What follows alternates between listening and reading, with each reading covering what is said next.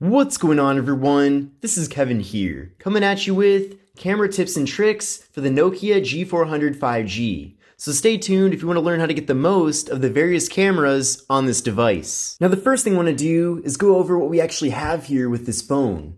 Now, we have one front-facing camera at 16 megapixels, and then on the back of the phone, we have a triple camera setup with a 48 megapixel main camera, a 5 megapixel ultra wide angle camera that can capture images up to 115 degrees, and we have a 2 megapixel depth sensing camera for portrait mode. And this phone does support portrait mode for both the rear and front facing cameras. And as far as video goes, this phone can take video at up to 1080p with 30 FPS for the front camera, and with the rear camera, it can take 1080p video at 60 FPS. Now, the next thing I want to show you is a quick and easy way to access the camera app, and this is already enabled by default. All you have to do is just double press on the power button, and you can do this from anywhere throughout the operating system. So let's give that a try.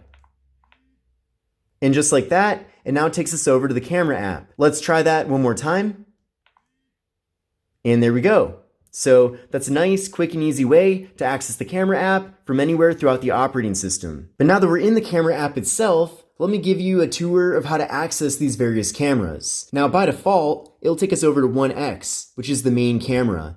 Then from here, you can go over to 0.6x to access the ultra wide angle camera. And I'm definitely a big fan of that feature, especially when I'm out traveling, because if I want to take a photo of a large building, for example, or maybe a bunch of scenery in my surroundings, the ultra wide camera definitely makes that a lot easier. And in addition to that, I just like being able to take ultra wide photos when it makes sense, just to kind of change things up a little bit from the standard camera. Now, with the standard camera, you're definitely going to be getting better performance in low light situations. So if it's dark outside, and especially if you're going to use the night mode, you're going to have to use that here with these standard cameras. So remember that. Then from here, we can go over to portrait mode to get those nice blurred out backgrounds. And then we can flip around to the front facing camera to do the same thing. So there's me right there. So this is how you would take a portrait selfie. And then you can also take a standard selfie as well if you wish. Then from here, we can go over to video mode where you can record videos of both the rear and front facing cameras. You can also record ultra wide angle videos too, which is nice to see. And then we also have an option for cinema. So that only supports landscape mode,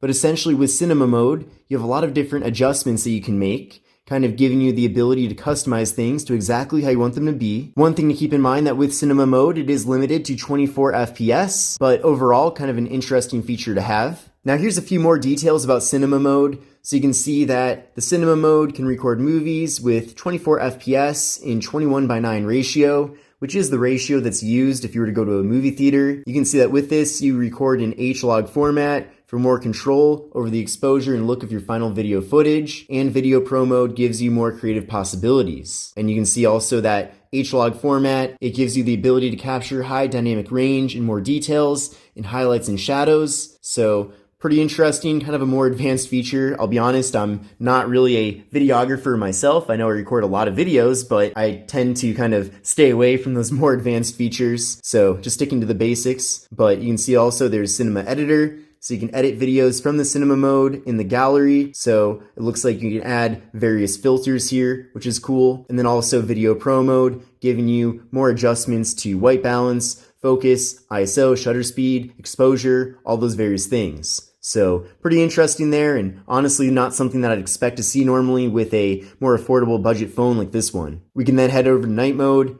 to take nighttime photos and have those look about as bright and clear as possible. Then we have the More tab over here where we have even more options. So there's dual sight. So with dual sight, you can see here that you can press and hold the camera mode to personalize your own sequence. Pretty cool. And then pinch to zoom outside from the control panel. So with that, we have two videos being recorded at the same time. We have the front-facing video right there, and then the rear camera right there. Now, in addition to that, there's even more customizations. So you can switch to the ultra-wide camera for the rear camera. Also, if you want to, let's switch that back to the standard. Also, you can do the ultra-wide camera as your second camera. So that's pretty innovative, essentially using both rear cameras at the same time to record a single video. So that's probably something I haven't really seen before with another device. So pretty surprised to see that here with the Nokia G400 5G. Also another option up here, by going there, it makes One of the videos a little bit smaller in the corner, kind of similar to a video call. So I could definitely see this coming in handy, especially if you're recording a video for Instagram or TikTok or one of those platforms. So a lot of different options here. You can also use the torch to kind of light things up. If you can tell, the flashlight is on the phone. And then there are additional settings in the corner too, but I'll show you that in a little bit. But let's get out of this mode right now. Head back to the standard mode here, and then we'll see what's up top here. So the first option is for the flash. So you can do off, auto, keeping it on for any time you're gonna take a photo, or you can also just have the torch on at all times here. Then heading back up here, we have options for HDR. You can have it be on auto, on all the time, or off. Essentially with HDR, you can kind of balance out the more exposed parts of the photo and the underexposed parts to kind of even things out a little bit. So that's a great feature. Definitely something that is kind of a standard nowadays with every smartphone. We also have this option for motion. So that kind of creates like a boomerang type photo, a live photo as Apple would call it. So that's pretty helpful. This option here is for Google Lens. So that's a great feature too. I use that all the time. Definitely comes in handy. In fact, I went hiking recently and I used Google Lens to identify various trees and plants. So it is a great feature, that's for sure. And then going over to this button in the upper left corner, gives us a lot of different options for the drop down. So you can see here we have 1x1 as an option, so a square photo. We also have an option for 4x3, which is the standard, 16:9, which I think is great for thumbnails, for example. We also have full, so it does the entire size of the phone, so 20:9. We can then head over here for the timer, so there's off 3 seconds or 10 seconds. You can also add a watermark if you want to, so you can set that. So it looks like you can add some various designs here, some templates, which is a really nice touch. That's pretty awesome. In fact, I haven't really seen too many other smartphones that give you templates. Usually you can just type in a message and that's about it. So you can have that in the corner of your photos. You can personalize it as well. It looks like you can import an image. So that's really interesting. Really, I wish this feature was present with much more expensive smartphones. I'm surprised it's here. But going back, let's see what else we've got. There is the full 48 megapixel mode.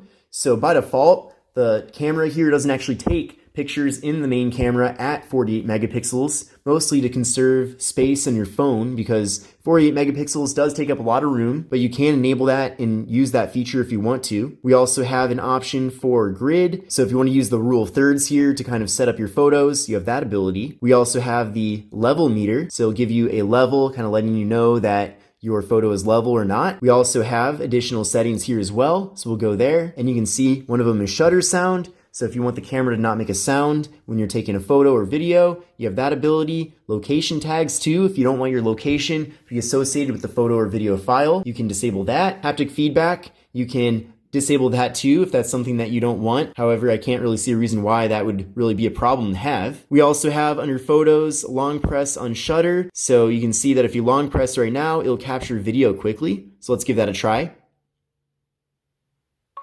So it is taking a video right now, kind of similar to how Snapchat works. And then it ends the video like that. But if we want to, we can instead switch that to do burst shots instead. So we'll give that a try.